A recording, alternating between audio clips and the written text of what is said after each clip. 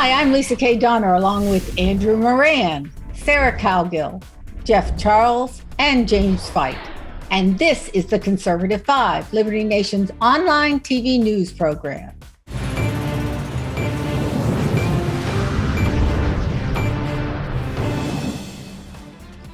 Kentucky Senator Rand Paul has a tendency to spark controversy, both with conservatives and leftists, and he's at it again. On Sunday, he tweeted a video message telling folks to stand their ground against the pandemic lockdowns that are coming, saying, and I quote, "They can't arrest all of us," unquote. You don't have to accept the You have to know that is seen as a challenge to the Democrats. The senator called out Speaker Pelosi and Joe Biden for fear-mongering and heavy-handed tactics to keep people in line. Dr. Fauci was mentioned for his unfriendliness to reality and estranged relations with science. Andrew, do you see the lockdowns followed by massive protests dead ahead? I think that there would only be probably widespread demonstrations if you started forcing people to get vaccinated and going door to door with Joe Biden and Jen Psaki and saying, you gotta take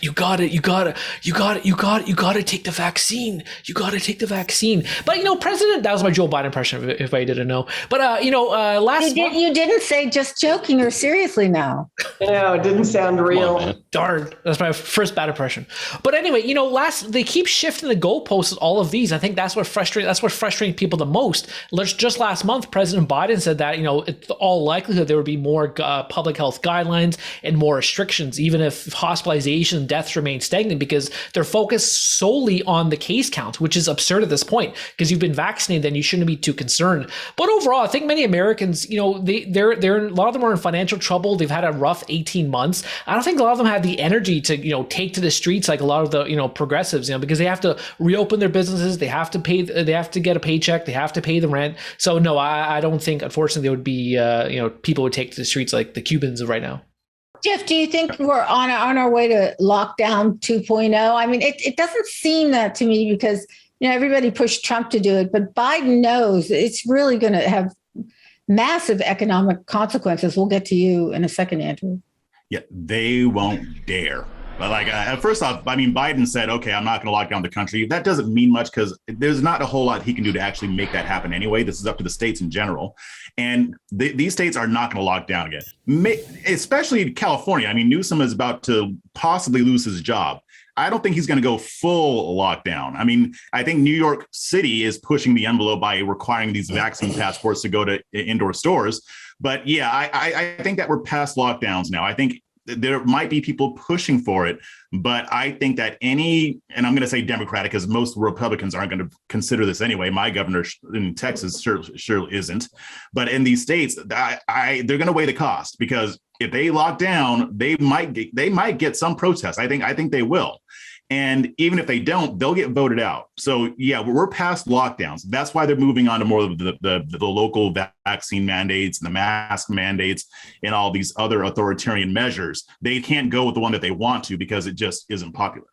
Jim, we're going to get to you in a sec, but I wanted to go to our economics correspondent. Basically, Andrew, if we do another lockdown, what does that mean for the U.S. economically? Well, a lot of businesses would obviously shut down. A lot of those people who regain their jobs, especially in the restaurant, in the hospitality and leisure sector, a lot of the restaurant jobs, they'd be out of work. And then they have to look at also the fiscal picture of the United States. How can any government in the United States, federally, locally, or states, how could they afford paying these people to stay home? It would be impossible to do. You already have a rough time getting people to return to the workforce when you have these extra padded federal benefit programs. So the economy and the fiscal picture would be a nightmare. Right, it would be a nightmare scenario. Plus, you also have the holiday season coming up. So a lot of these companies, all these retail stores, they're so desperate to stay open because Christmas time and even the back to school time, as you reported this morning, that's a huge time for the economy to have retail consumption. Jim, what are the political optics of this kind of thing? If we start going, slowly but surely, like Maryland just was masking up. I live in Virginia. Virginia's still a free state as far as masks are concerned, but what are the political optics for Biden et al. If we're headed for another lockdown? You know what scares me the most about this is that I don't think it'll make a huge difference to their political careers. Does anyone remember the Great People's Uprising of 1994 after the federal assault weapons ban? No.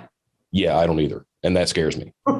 Last time I checked, there were somewhere over 600,000 police officers. And assuming that every single one of them enforced unconstitutional laws, that still doesn't hold a torch to the estimated 90 million armed American adults. It's not, can we resist? It's, are we going to, or are we just going to roll over and take it? And historically, we're just going to roll over and take it.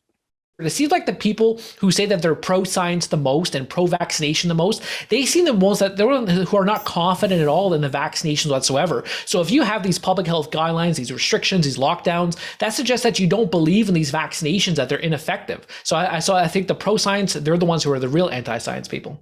There might not be an uprising if they try to do lockdowns again, but I do think it will hurt them politically at the ballot box. All right, before we go, let's go around the horn once. Yes or no? Will there be widespread protests that Kentucky Senator Rand Paul is suggesting if there are going to be lockdowns? Jim, yes or no? Yeah, I don't know how big they'll be, but here's hoping there'll be something to it. Andrew? No. Sarah? Just on social media. Jeff? No, not widespread. Maybe some pockets, but not widespread. I actually agree with you all. I don't think Americans, though they've had enough of it, I doubt they're going to hit the streets. Well, that was a fun go-around panel. I'm glad we kept it clean and airable. That doesn't mean we won't be taken off or suspended or given strikes, but we'll do our best. Thanks for watching, guys.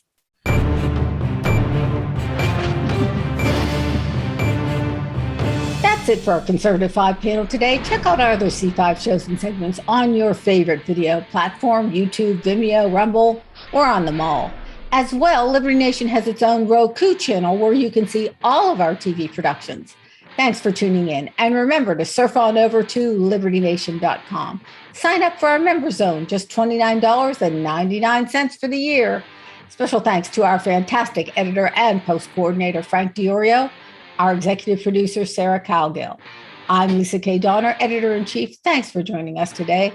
This has been a production of libertynation.com, conservative news where truth matters.